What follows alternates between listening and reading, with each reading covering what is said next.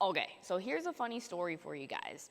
Not too long ago, I claimed to almost be 5'3", being that I am the tallest girl in the Fusilier family. Yes, I take pride in being the tallest girl. We all hang around between 5'1" and then slightly over 5'2". But when I said that, Matt didn't believe me. So what does he have to do? He has to take out the tape measure. You know, the old school way of measuring yourself where you put like a book on your head and then like smash down your hair and everything. We did all that next to that wall over there. Turns out I'm like slightly over 5'2". So all my hopes and dreams were killed. Now, how does that lead into handstand push-ups? Well, too many times I catch people doing their handstand push-ups looking like this. A starfish. Like this. I'm giving you the full 360. I'm all broken in every which way. My booty's sitting on the wall. My feet are all the way. You guys know that's a standard, is your feet can't be outside of your hands. They have to be here. Ideally, we want your booty off the wall. And we want you guys stretching tall at the top of all those handstand push-ups for so many reasons. We have to build our midline. We have to build good positions that help us be strong and efficient through this very challenging movement. So back to my sad story that I was talking about in the beginning, how I really did think I was close to 5'3", but I really did my best to stretch super tall, to try to lengthen my head as high as I could up that wall, to try to get as tall as I could. When you do that, maybe you could do that watching this video, you feel really, really light. Also, look at my body right now. It's stiff and rigid. My quads are squeezed. My feet are together. My belly is tight. And if I raise my hands to try to do the same exact thing to stretch tall to the ceiling, my body feels lighter.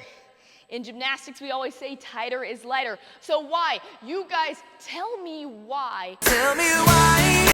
A lot of our handstand push-ups look like this.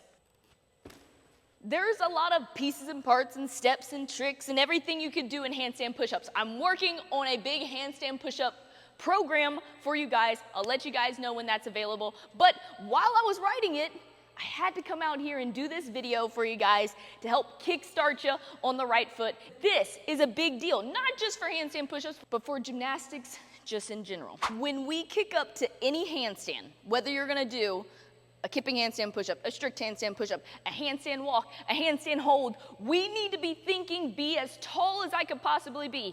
One of my favorite things to ever say when people are learning handstands is, you're standing tall right now. But I like to say when we're trying to do handstands to get extra, extra tight is get taller.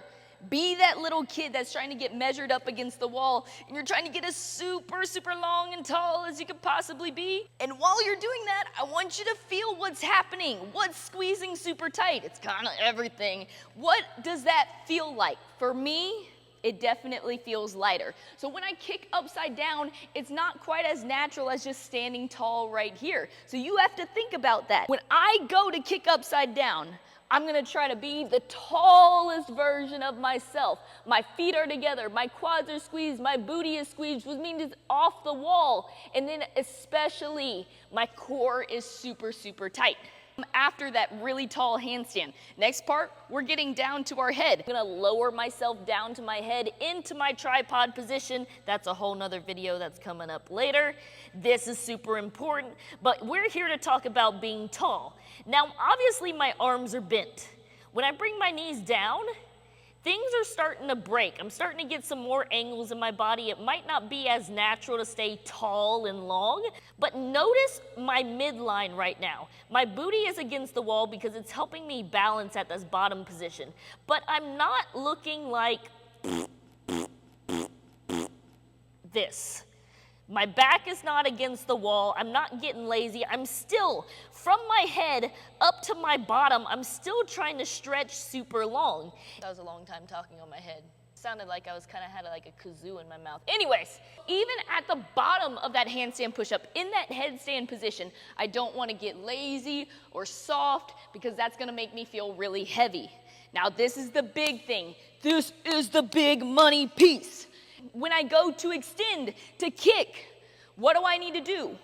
I need to get back where I started, stretching super, super tall. My feet should be going together on the way up, stretching tall to the ceiling, getting back into that really tall, or what I should really say is taller handstand position, not extending my feet super wide and then having this broken, heavy, starfish, ugly, whatever is happening. No rep happening here. No rep. A good visual that I like to have in my head. Visualize a string tied to your feet. And that string's attached to the ceiling. And when you go to kick or explode up on that handstand push-up, that string is gonna pull you up to the ceiling, and you're gonna be pulled up into this super long position back up to the top of your handstands. Sometimes I like to say, stretch your heels to the ceiling. And get this, if you show me a handstand push-up that looks like this,